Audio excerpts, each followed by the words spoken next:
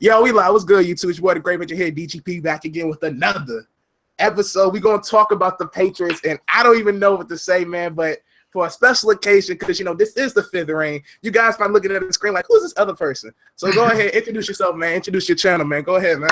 What's up, y'all? My name is T-Clip. You can go ahead and check me out on YouTube. You can go in and type in T-Clip right quick, you know, Patriots fan. What else I gotta say? What else I gotta say? Yo, man, go ahead, man. Check out his channel, bro. He got some fun coming up, bro. I'm telling him and his roommate Fresh Prodigy, they both coming up, bro. So make sure y'all subscribe to him right now while he a little bit on the come up. So when he blow up, you know, you can say you've been there from the start. Yeah, man. Let's talk about this game. So I want to get your thoughts first of all. When we was down 28-3. What was going through your head? What was going through your mind and your tournament? Bruh, okay. I had Prince hitting me up. I was at my friend's house, and I was with a bunch of people that were going against the Patriots. So you can already imagine that. So, yeah, it was just that environment. And everybody's like, oh, this game's over. There's no way the Patriots come back. They have Julio. The offense is too high power. We ain't coming back. In my head, I was feeling a little doubtful because obviously I was around negativity. So I was just like, yeah, I don't know. I had some faith, but man, when we actually scored our first touchdown, I was just like, all right. I felt like we were actually getting some momentum, and we kept getting those stops. It was crazy. Yeah, and then Gostkowski missed that field goal, bro. My heart dropped. Bro, for real. My heart just plummeted. I was like, bro, come on, man. But so the whole time, so when we was now 21-0 going into the halftime, I was like, after Brady threw that pick six, which the dude jumped the route, man, and Brady was playing like shit. So I was just like, all right, if we score before the half, we good. We get a touchdown, we good. So we coming down a field, drive down, we end up with a field goal. So I said, okay, 18-point game, we can work with it.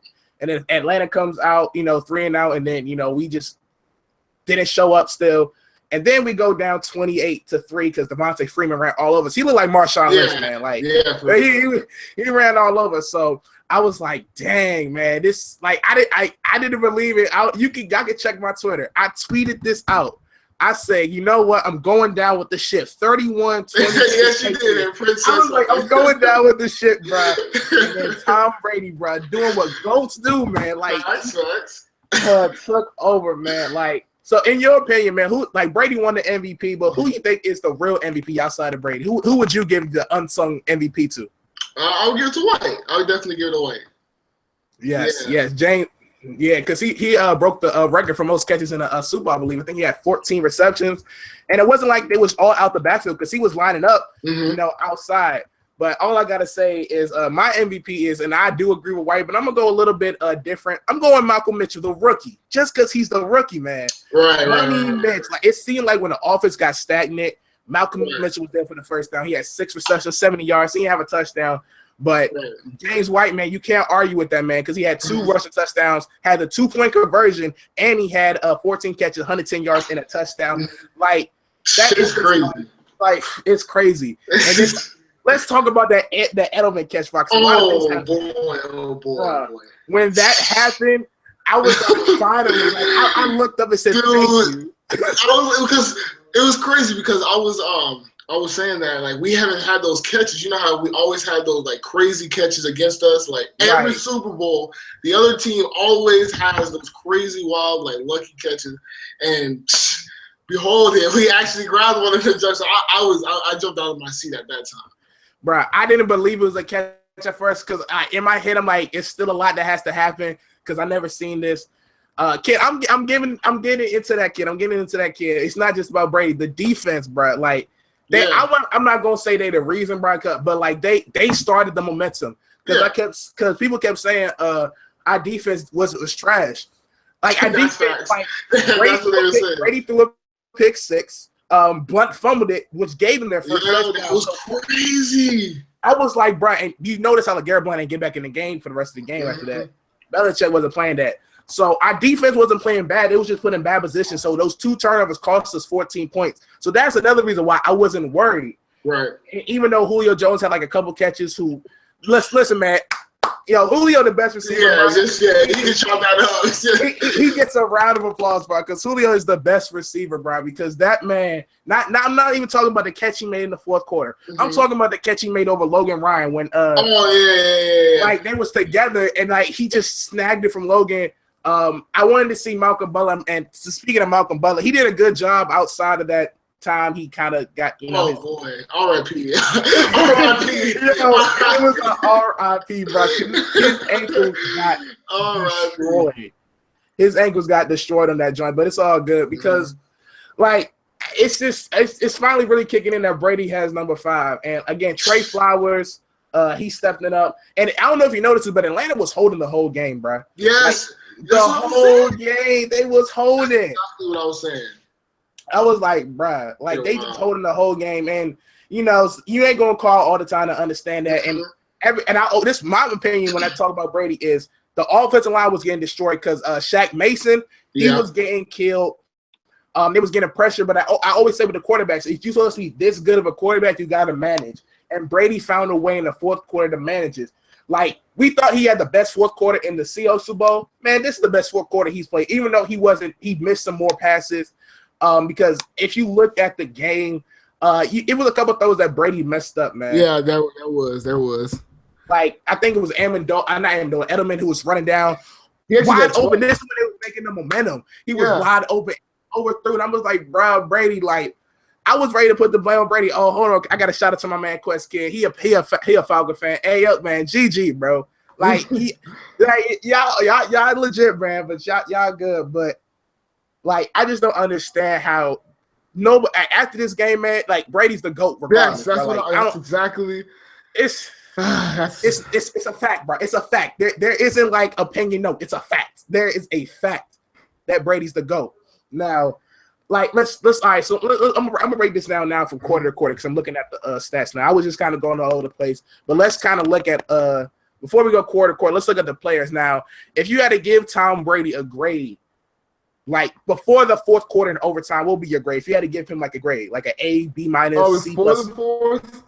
Dude, before. My man, he was playing pretty poor. Like, I wouldn't say like it was just like flat out like just trash, but I would definitely say that he was I think like a C. Yeah.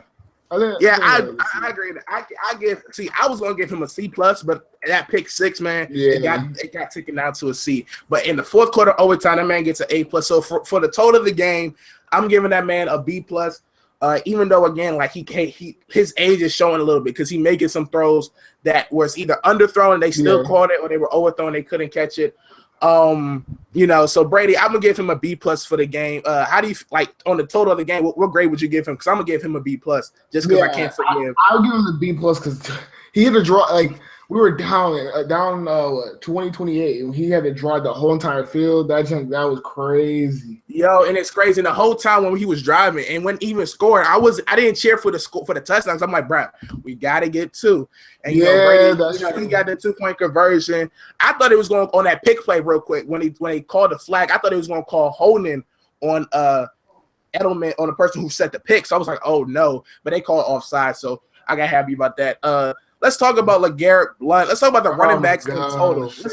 We got to talk about the running backs in total. Now, as a group, as a unit, what would you give them this grade? Like, as a unit, not just as individual, as James White or Deion was talking about, as a unit, collective unit, how would you grade them?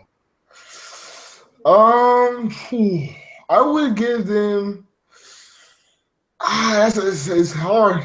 Because you had Blount doing the greatest today. It was you had White going out there, Lewis. I'd give them around a B as well because like Blount really wasn't running our running game totally wasn't really great. Oh no, it wasn't there because I think I'm looking at the stats. We had a 31, we had 60, we had 97 yards. Actually, we had more than 97 yards. We had I'm looking at the stat. We had over 100 yards, like 112 yards. So that's not bad, but it's just the way how that's just looking at the stats. But watching the game was completely different. Because Blount, he got most of his yards before his fumble, like in the first quarter. James White, he got a goal line touchdown. So if I had to give a collective unit, I'm giving them a B plus. But if I'm going individual, I'm giving Blount a D because that fumble just fucked everything up and gave him a man up. James White gets an A+. Like, it's no explaining, bro. You just look at the stats and you're like, yeah, he's an A+. And then I'm gonna give Deion Lewis a B just because he didn't do nothing wrong, really. He did get hurt at the end of the fourth quarter. I was surprised that they didn't throw a Hail Mary and they tried that little fake little knee crab, whatever. And I'm surprised not a lot of teams run that because that actually caught me off guard. Yeah, it did. I thought we were just gonna hit it overtime. Right. I was like Hail Mary or I was like knee it out, and then they started doing that. Then Deion had a non-contact injury on his leg. That was crazy. Hopefully he's good. But the good thing about Deion Lewis is though we still undefeated when he plays. So hey, that's something to like, just to hang your hat on. Right. I'm looking at some of these stats. Yeah, kid. James White's an A+. Like like he was the reason why the offense could keep going. And if I had to compare this is just like in against the Seattle. Remember Shane Marine in the fourth quarter was getting it going. He just kept thinking it off, running routes, outrun the linebackers. And so let's talk about the wide receivers now. If I'm gonna talk about the wide receivers as a whole, I'm talking Edelman, Amendola, Mitchell, Hogan. If you look at the stats, you think that they had an A+ grade, but they don't. They get a B- because so many drops in the first half. Yeah, you got a point. And some of them was Brady's fault. I understand that. Yeah, that's also a situation. I'm talking about the 3rd and 11 when Edelman was going across the middle. It was in his hands. Oh, and it went through, man. Don't remind me. Chris Hogan. Remember Chris Hogan on the seam route? It was man on man. He caught it in his hands and then just dropped. Yeah. Those are some key drops. So I'm giving them a B-, man. I agree. But what would you give them as a total? What would you give them as a total? I would give them I think I would give him a little bit better with just a B because I would give him the faults but Mitchell, how he was getting those first down, those clutch first downs when we're driving, and then you got that obviously that nice Edelman catch. Hogan, he has some nice little 10 and in route, so some of the stuff that he was doing. What they were how the schemes were going, I thought that's why I'd give them a B because it's just like I said when they were driving, it's just that those drives that oversee it for. I understand the first half, but I kind of knew I know how we play. We're usually a second half team, so I was like, it's a little sluggish right now, but I had higher hopes in the first half because obviously, like you were saying. We were just dropping balls and all this other stuff, but I'd give him a B. Yeah, man. Like I said, it's this game, right? It took a lot out of me. You're telling me. It took a lot out of me, bro. I ain't gonna lie, man, because I'm just looking at these stats and I'm reliving the moments. I'm like, bro, it is just it's just so much that happened. So the offense did good. Now this isn't shown on the stats, but I feel like we got to make this a point. The offensive line, man, so our tackles did a decent job. I'm not gonna lie. Not Volmer, Cannon and Soda, they do a decent job. Decent, I give them decent. Shaq Mason, though. Let's have a talk, Shaq. I'm gonna need you to not keep getting beat by that one defensive tackle, looking like it's Madden, like he was nano blitzing. Because it was, I think we was in a red zone one time. I think this is when we settled for a field goal in the. Oh my gosh! And it was and then we was at the 5-yard line. This man got an instant pressure and sacked him. Brady literally hiked the ball, and this was after we scored a touchdown in the second half. So we kicked the field goal, and Brady hiked the ball and literally went down to the ground because it was just so much pressure. Shaq, that's been our struggles this whole season is the interior. And the Texans exploded when they put Clowney and Merciless in there. Our ends are good. You're not going to get pressure on us on the ends. You might get a couple like Freeney did. But in terms of actual pressure, where our weaklings is, we got to get better in the interior. We got to get better guards or center. One of the two. We got to draft one of them. Got to go out there and make a key signing.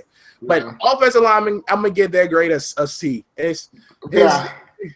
I have to agree with you on that. He got hit so many times. I will say this, though. When they needed the most in the fourth quarter and overtime, they did step up. So I will give them that. They did step up in the fourth quarter overtime.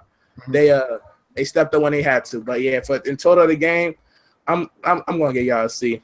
Yeah.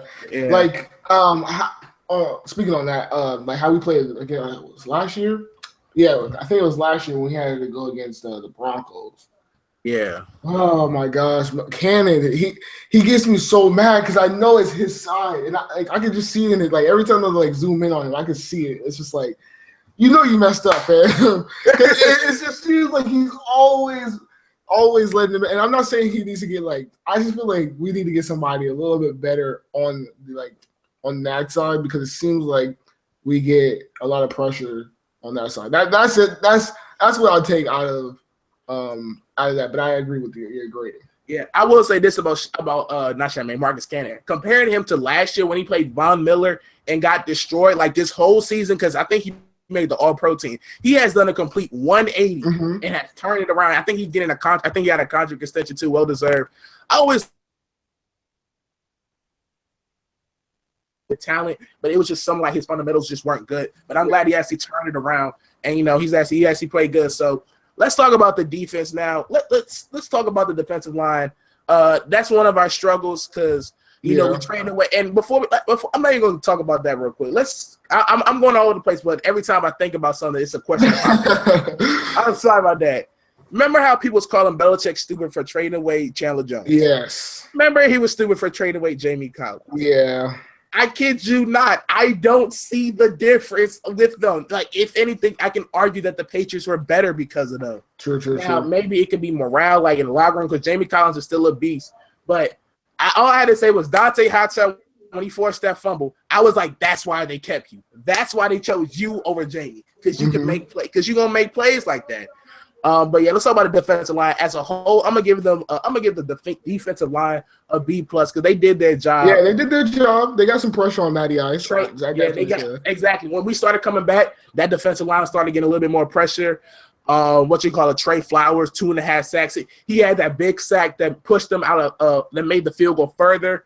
Like in the fourth quarter when we was down by 8, he pushed them out of field goal range with a sack. Trey Flowers, man, he came alive like in the second half, bro. He's a beast. Like I said B+. You said B+ as well. I definitely agree. Agree, man. You got like if Trey Flowers, man. Like I'm just looking at the stats: 4 tackles, 2.5 sacks. Yeah. Like he has came alive. And what is the difference is, remember, Jabal Sheard got benched. I think the 49er game. That's when Trey Flowers started. Yeah, ever since then, Trey Flowers has been killing it. So kudos to Belichick for able to make moves, man. Like getting small moves during the season, like these small moves that people don't see. Belichick saw it a mile away, and it showed up big today. Linebacking core, man, they didn't do nothing really, too spectacular. Yeah. Hightower got that fumble, so I'm gonna give them a B-, man. They really didn't cost us the game. They do have to make better tackles over Devontae. Oh my goodness! All over them, bro. Especially when he got their possession and he just like banged on out for like 40 yards. I just had my bro. It was like he was like it seemed like every time he shot the ball was a 4-yard game. 4-yard game. So like linebackers got to do better. But I'm gonna give them a B-, man. What you say? I definitely go with the same because while I give him a B- because it is Freeman and you can see he has sweet feet. Right. Yeah, he can dance. So I mean, he's just a good back. So I think I'd agree with you on that because some of the tackles were kind of like missed. So I'd give him a B-. Yeah, man. But yeah, let's talk about these DBs, man. Defensive backs. These the secondary, man. It's iffy because I can't get mad because Malcolm Butler got cooked that one play, and I knew that.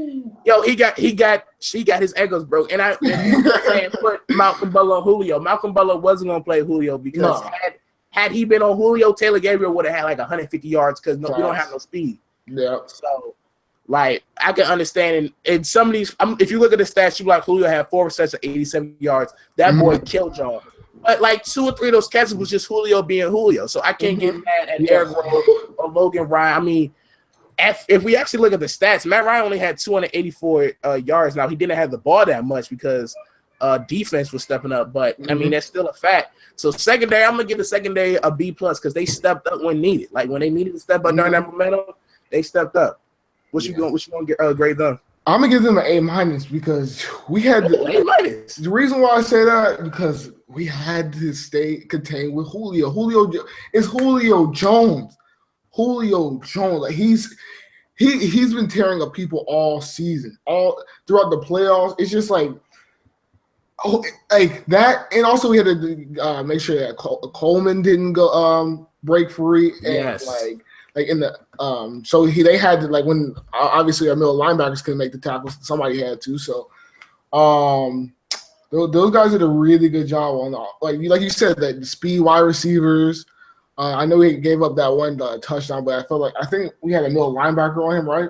And actually, it was Patrick Chung on him, but he just got beat. Like Chung was holding him and got beat. Yeah, Chung is like iffy because sometimes he can cover and sometimes he can't. Early in the season, he really couldn't cover. Then he started figuring out middle of the season, and playoffs he kind of fell off. So Chung, in terms of covering, he's on and off. And I think what people don't understand, like Devin McCourty, you didn't hear his name at all today, but he made plays. Yeah, he made those football plays as a playmaker, putting guys position. Like, again, he's not going to pop on the stat sheet, but everybody knows Devin McCourty, the captain of that team. Now, I'm looking at more of these stats, man, seeing how he came back. Falcons on third down, people don't look at it, ain't going to really pay attention. They're going to think they choked it, but they were 1 for 8 on third down. So that means when we actually forced them to a third down, they couldn't do anything. 12%. Us, third down, 7 of 14, 50%. If you look at that, you typically should win games like that. We had the same amount of rushing yards, 104. We had way more passing yards, of course, because we had the ball more. I'm looking at this. The penalties, 2 killed them. 9 penalties for 65 yards, and most of them was like 5-yard holding penalties, automatic first down. That Martellus Bennett play, listen, man, in overtime, if he would have caught that, bro, it would have been something special. Yeah, I thought actually at the beginning of the game, I was telling my friends, I was like, I think they need to give it to Bennett. For some reason, like, our tight end, like, I know we don't have Gronk. I thought Gronk was just going to be heavily missed. But 1 second, Prince is trying to talk to me. I gotta go talk to him in a few minutes. But anyway, we about to end like a few minutes, man. All right. Anyway.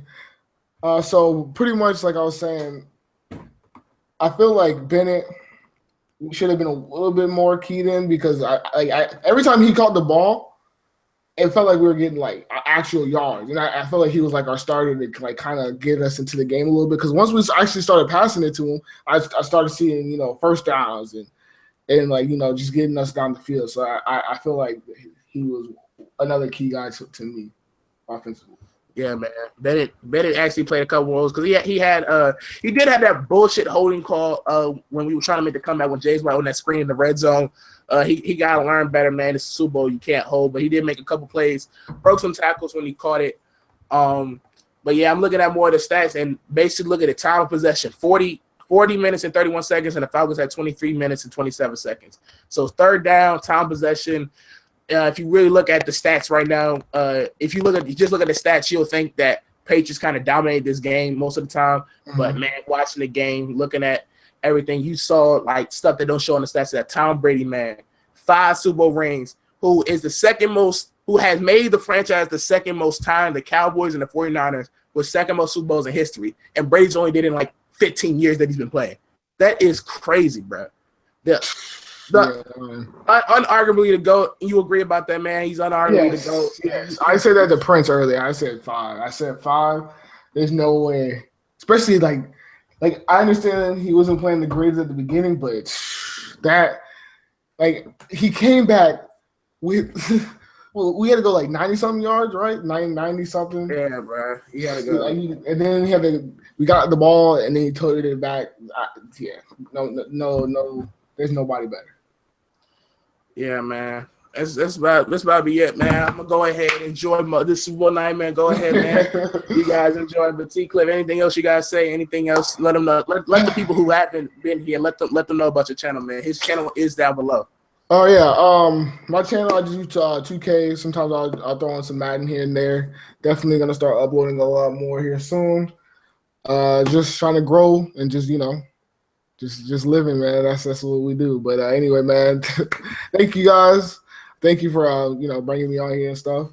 And another Super Bowl, man. Another Super Bowl. Yeah, man. It's crazy, man. Again, shout out to you, T-Click, because I didn't even ask you for it again. I just hit you up because I didn't know if I was going to do it if I had time. So I appreciate you coming through. Yes, sir. But yeah, you a Celtics fan too, right? Yes, sir. Okay. Oh yeah. Oh, we lit, man. I gotta meet T Clip somewhere, bro. We gotta go to some games, but all right, y'all, man. I'm gonna end it out. Hope you guys enjoy your night because it is Sunday. No guys got to get up for work and everything. So go ahead, y'all. Like the video, subscribe, comment again. Check out his channel. His link is down below in the description. And that's gonna be it, y'all. Remember, Brady the GOAT. 5 rings, can't beat that. Peace.